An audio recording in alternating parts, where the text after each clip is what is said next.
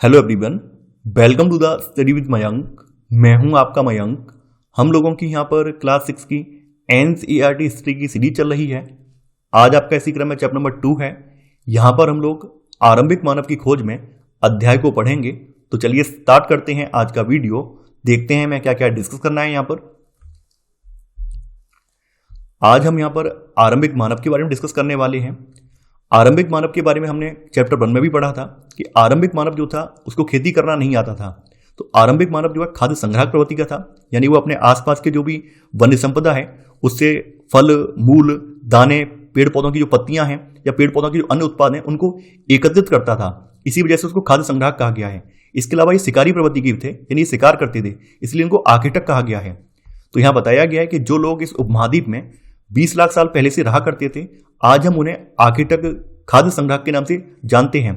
देखिए, आखेटक खाद्य संग्राहक जो उनका जो नाम है, ये नाम इनके भोजन के इंतजाम करने की विधि के आधार पर पड़ा है।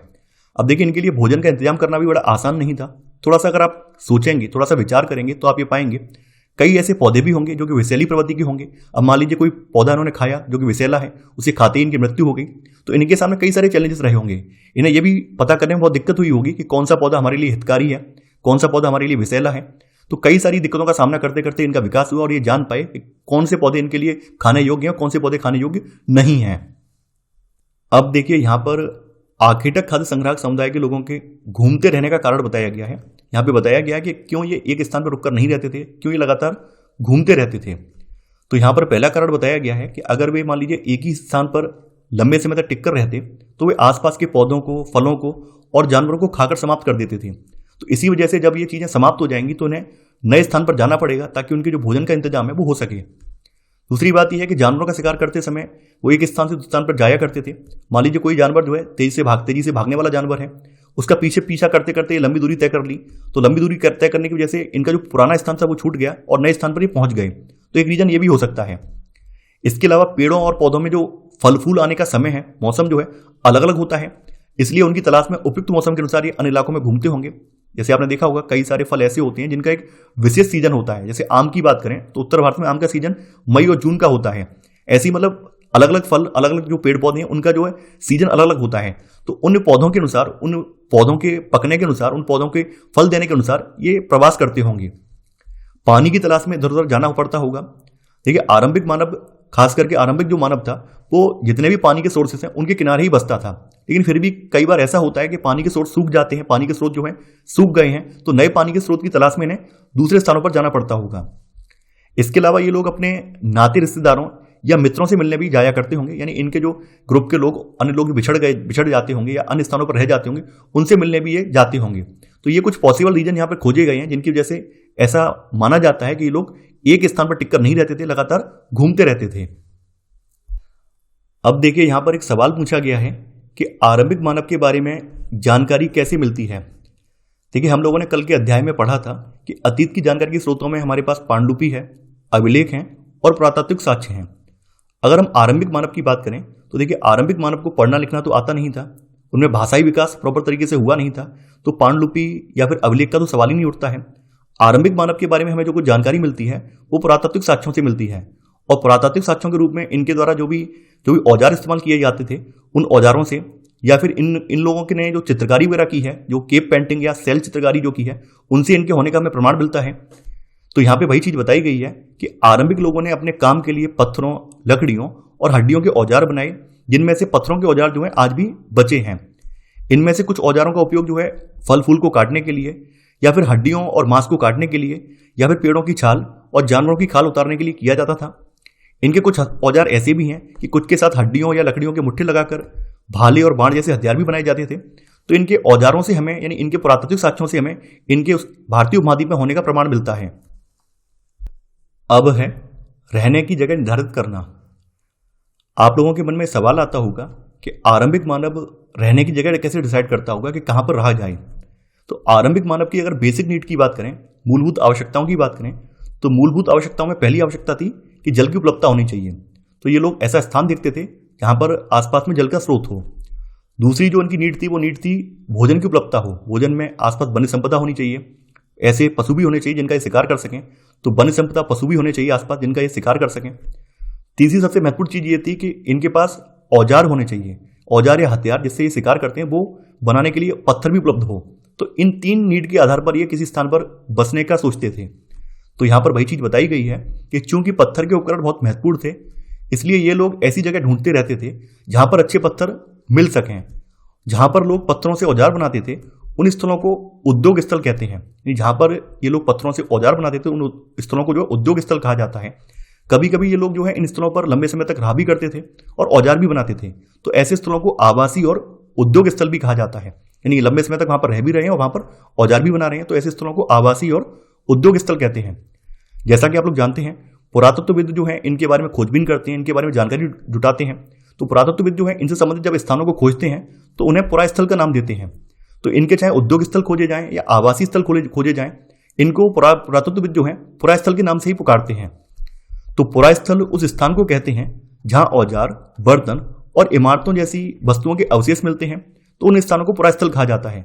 पुरा स्थल जो है जमीन के ऊपर, अंदर, कभी कभी समुद्र में और नदी के तल में भी पाए जाते हैं। यानी पुरा स्थल जो है, यानी पुरा स्थल का मतलब प्राचीन स्थल जो है कहीं भी पाया जा सकता है। तो उद्योग स्थल हो या आवासीय स्थल हो आरंभिक मानव का, ये सभी पुरा स्थल ही हैं। अब देखिए आपके सामने यहाँ पर मैप भी दिया गया है। तो मैप में लाल त्रिकोण वाले स्थान कुछ दिखाए गए हैं, जैसे कुरनूल की गुफाएं हैं, हुसगी है, भीमबेटका है। ये कुछ आरंभिक मानव के पुरा स्थल हैं। इसके अलावा यहाँ पर नवपाषाणिक पुरा स्थल भी कुछ बताए गए हैं, जैसे मेहरगढ़ है, बुर्ज हम है, कोल्ड हवा है, चिनाद है। ये कुछ नवपाषाणिक पुरा स्थल हैं। हालांकि हम आगे चलकर इनके बारे में डिटेल में पढ़ेंगे।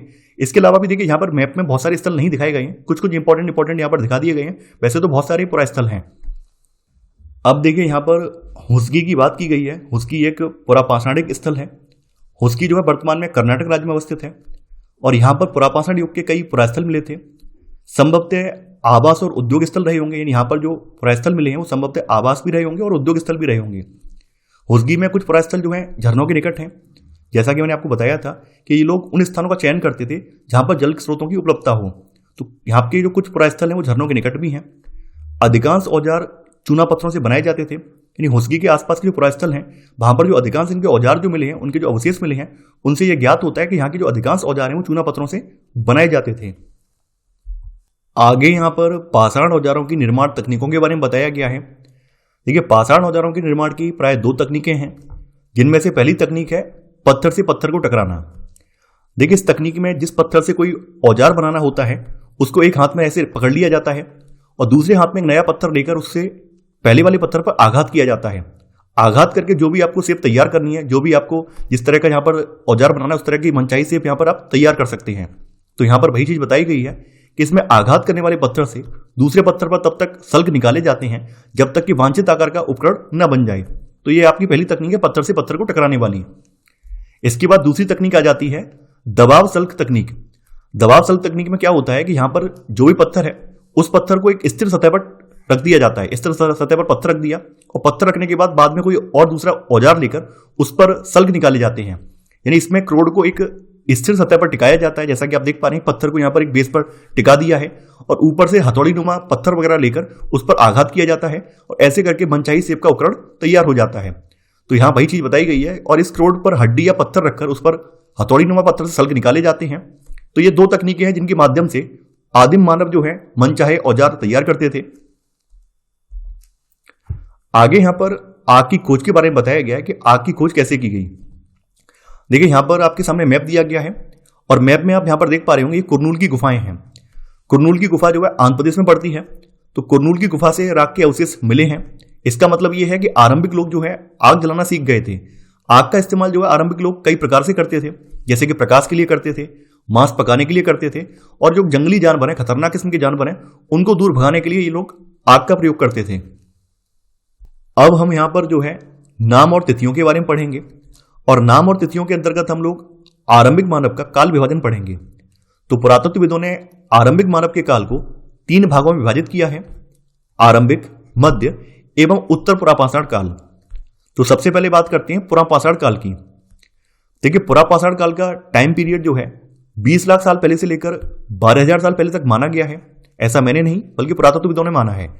अब आपके मन में एक प्रश्न आता होगा कि सर ने तो पृथ्वी की आयु 4.6 अरब वर्ष बताई है, भूगोल में भी हमने इतनी आयु पढ़ी है, लेकिन यहां पर तो हम केवल 20 लाख साल पहले की बात कर रहे हैं, ऐसा क्यों कर रहे हैं?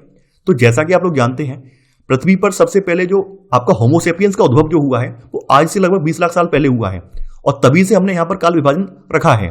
तो पुरापाषाण काल में सबसे पहला जो आपका होमोसेपियंस का रूप था वो आज से 20 लाख साल पहले आविर्भाव उसका हुआ था। तो तब से लेकर 12,000 साल पहले तक का जो टाइम पीरियड है वो पुरापाषाण काल का माना जाता है। पुरापाषाण काल को जो है आरंभिक काल भी कहा जाता है। पुरापाषाण काल जो दो शब्दों से मिलकर बना है, पुरा और पाषाण। तो पुरा का अर्थ होता है प्राचीन और पाषाण का अर्थ होता है पत्थर। यानी इस काल का जो मानव था वो पत्थर का इस्तेमाल या पत्थर के औजारों का इस्तेमाल करता था, इसी वजह से इसको जो है पुरापाषाण युग या पुरापाषाण काल कहा गया है। मानव इतिहास की लगभग 99% घटनाएं जो है इसी काल में घटित हुई हैं।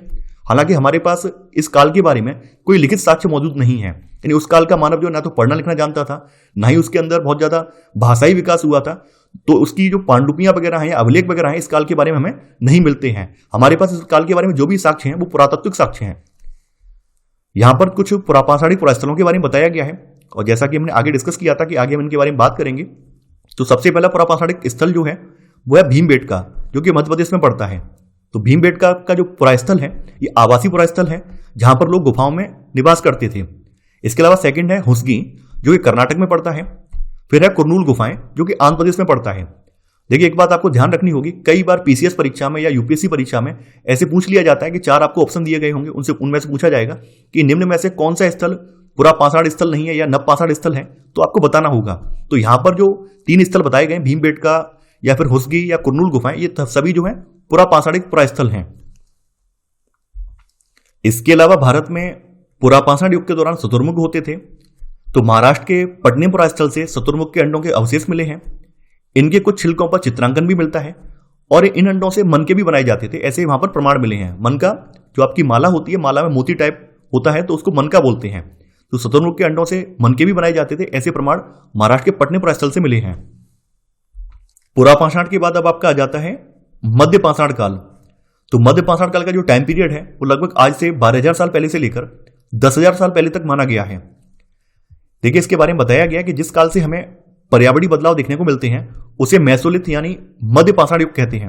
यानी कहने का मतलब यह है कि लगभग 12,000 साल पहले दुनिया की जलवायु में बड़े बदलाव आए हैं, गर्मी बढ़ने लगी है। इसके परिणामस्वरूप कई क्षेत्रों में घास वाले मैदान बनने लगे हैं। जब घास वाले मैदानों की संख्या बढ़ गई है तो घास खाने वाले जानवरों की संख्या भी बढ़ गई है। तो घास खाने वाले जानवरों में हिरण, बारहसिंगा, भेड़, बकरी और गाय जैसे जानवर हैं, इनकी संख्या बढ़ गई है। तो घास खाने वाले जो जानवरों की संख्या बढ़ी है उसका एक परिणाम ये निकल कर आया है कि जो मानव है उन मानवों ने इन जानवरों को ऑब्जर्व करना स्टार्ट कर दिया। ये जानवर कब प्रजनन करते हैं, कितने टाइम का गर्भाधान पीरियड होता है, कब बच्चे पैदा करते हैं। तो इससे बाद के समय में इन जानवरों को पालतू बनाने में मानव को मदद मिली है। इस काल की घटना और भी है कि इस काल में मछली भी भोजन का महत्वपूर्ण स्रोत बन गई है। देखिए कई बार ये पूछा जाता है कि मछली भोजन का स्रोत कब बनी है, तो मछली जो है मध्यपाषाण काल में मानव के भोजन का स्रोत बनी है। इसी दौरान उपमहाद्वीप के भिन्न भिन्न इलाकों में गेहूं, जौ और धान जैसे अनाज ये प्राकृतिक रूप से उगने लगे थे, और शायद जो मानव है, आरंभिक मानव है, वो इनको बटोरने लगा था। इसके अलावा इस काल के औजारों की बात की गई है। देखिए इस काल के पाषाण औजार आमतौर पर बहुत छोटे होते थे और इन्हें माइक्रोलिथ यानी लघु पाषाण कहा जाता था। प्राय इन औजारों में हड्डियों या लकड़ियों के मुट्ठे लगे हसिया और आरी जैसे औजार मिलते थे। जैसा कि आप देख पा रहे हैं, ये जो यहाँ पर छोटे छोटे हथियार हैं जिनके पीछे यहाँ पर आप मुट्ठे लगे दिख रहे हैं, लकड़ी के मुट्ठे लगे हैं, कहीं पर हड्डी के मुट्ठे लगे हैं। तो ये जो औजार दिख रहे हैं आपको, ये सभी मध्यपाषाण युग के औजार हैं, क्योंकि मध्यपाषाण युग के औजार जो है पुरापाषाण की तुलना में छोटे हो गए थे। हालांकि इस समय पुरापाषाण युग के औजार भी बनाए जाते रहे हैं। नवपाषाण या उत्तर पाषाण काल। तो देखिए नवपाषाण या उत्तर पाषाण काल की स्टार्टिंग जो है आज से लगभग 10,000 साल पहले से होती है। देखिए नवपाषाण के बारे में इस चैप्टर में ज्यादा नहीं बताया गया है। ऐसा लिखा गया है कि आगामी चैप्टर में हम लोग इसके बारे में विस्तार से पढ़ेंगे। तो आपके मैप में कुछ यहाँ पर नवपाषाणिक पुरास्थल दिए गए हैं, उनके बारे में हम यहाँ पर डिस्कस कर लेते हैं। कौन कौन से नवपाषाणिक पुरास्थल हैं। मेहरगढ़ जो पाकिस्तान में पड़ता है, यहाँ पर आप मैप में देख पा रहे हैं। बुर्जहोम कश्मीर में पड़ता है। दाउजली हेडिंग असम में है, ये दाउजली हेडिंग ये असम में पड़ता है। इसके अलावा चिनाब जो है ये बिहार में पड़ता है। कोल्डी हवा, महागढ़ा ये दोनों उत्तर प्रदेश में पड़ते हैं। हल्लूर कर्नाटक में पड़ता है, यानी हल्लूर जो है ये कर्नाटक में पड़ता है। इसके अलावा पयमपल्ली जो है ये तमिलनाडु में पड़ता है। तो ये सभी जो स्थल आप देख पा रहे हैं ये नवपाषाणिक पुरास्थल हैं। देखिए नवपाषाण काल में ही आपको महापाषाणिक पुरास्थल भी देखने को मिलेंगे। तो महापाषाणिक पुरास्थल का जो टाइम पीरियड है वो लगभग आज से 2,500 ईसा पूर्व माना जाता है, 2 से 2,500 ईसा पूर्व माना जाता है। इनके बारे में इस चैप्टर में चर्चा नहीं की गई है, लेकिन आगामी चैप्टर में हम इनके बारे में विस्तार से पढ़ेंगे।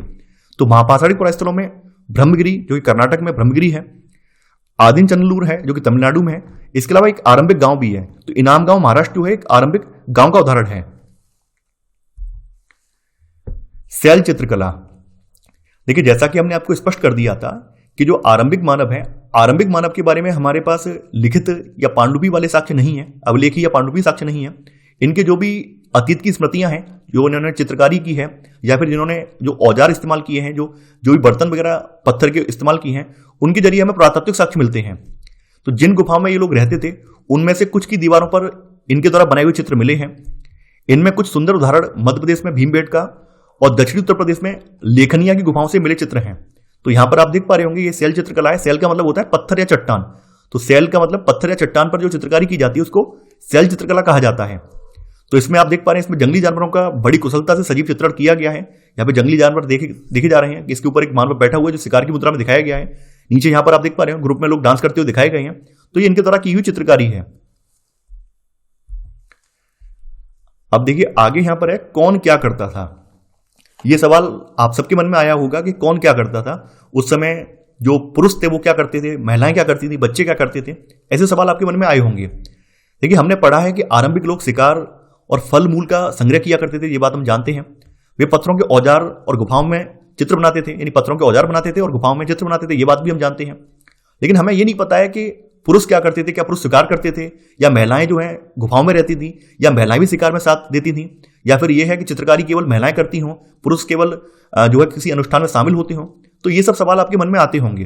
तो चैप्टर में ही बताया गया है कि इसके बारे में हमारे पास कोई स्पष्ट प्रमाण नहीं है कि पुरुष जो है शिकार करने जाते थे या महिलाएं शिकार करने जाती थी, या दोनों मिलकर शिकार करते थे, या जो चित्रकारी है वो पुरुष और महिलाएं दोनों करती थी, या महिलाएं बच्चे पालती थी। ऐसा हमारे पास कोई स्पष्ट प्रमाण नहीं है। लेकिन फिर भी ऐसा पुरातत्वविद अनुमान लगाते हैं कि देश के अलग अलग हिस्सों में अलग अलग परंपराएं रही होंगी। अब यहां पर कुछ महत्वपूर्ण तिथियां बताई गई हैं। तो वही तिथियां हैं, पुरापाषाण युग वाली तिथि 20 लाख साल पहले से लेकर 12,000 साल पहले तक है। मध्य पाषाण युग की तिथि जो है 12,000 से लेकर 10,000 साल पहले तक है। नवपाषाण युग का आरंभ जो है 10,000 पहले से है, 10,000 साल पहले से है। तो देखिए, ये था हमारा आज का वीडियो। आई होप आपको आज का वीडियो पसंद आया होगा। देखिए, एक बात मैं आपको बताना भूल गया हूं, ये जो चैप्टर नंबर 2 है, आपकी जो नवीनतम जो एनसीईआरटी अभी जो 2023-24 सेशन वाली जो एनसीईआरटी है, इसमें चैप्टर नंबर 2 और 3 को मर्ज कर दिया गया है और 2 और 3 का कंटेंट कम कर दिया गया है। तो हमने क्या किया है, हमने यहाँ पर जो 4 साल पहले जो आपकी एनसीईआरटी किताब थी जिसमें कि 12 चैप्टर थे, अभी वर्तमान वाली जो क्लास 6 की एनसीईआरटी उसमें मात्र 10 चैप्टर हैं। 2 चैप्टर जो है मर्ज कर दिए गए हैं। तो हमने क्या किया, पुरानी वाली किताब से ही चैप्टर उठा लिया है, क्योंकि यहाँ पर जानकारी जो दी गई है बहुत इंपॉर्टेंट है। इसी वजह से पुरानी वाली किताब से ही हमने चैप्टर यहाँ पे एडिटेड रख दिया है। तो आपको पढ़ने में कोई दिक्कत नहीं होनी चाहिए, क्योंकि नवीन वाली एनसीईआरटी में भी ये चैप्टर रखा गया है। हालांकि कंटेंट थोड़ा सा कम कर दिया है और मुझे लगा कि यूपीएससी के लिहाज से पुरानी वाली एनसीईआरटी का जो चैप्टर है वही रखना उचित होगा। तो इसी वजह से मैंने पुरानी एनसीईआरटी का चैप्टर यहाँ पर रखा है। इसके अलावा मैं आप लोगों से एक गुजारिश करना चाहूंगा कि आप लोग जो ये वीडियो देखते हैं, वीडियो देखने के तुरंत बाद आप लोग क्या किया कीजिए कि आपको जो प्रश्नोत्तर वाली वीडियो मैं लेके आया हूं उन वीडियो को भी आप देख लिया कीजिए, जिससे कि आपने जो भी यहां पर पढ़ा है उस चीज का अभ्यास कर पाए। अगर आप अभ्यास भी साथ के साथ करते जाएंगे तो आपका ज्ञान परमानेंट हो जाएगा। तो मैं आशा करता हूं कि आपको वीडियो पसंद आया होगा। आप लोग इस वीडियो को लाइक और शेयर करना बिल्कुल मत भूलिए। तो चलिए, आज के बस इतना ही। Thanks for watching. जय हिंद।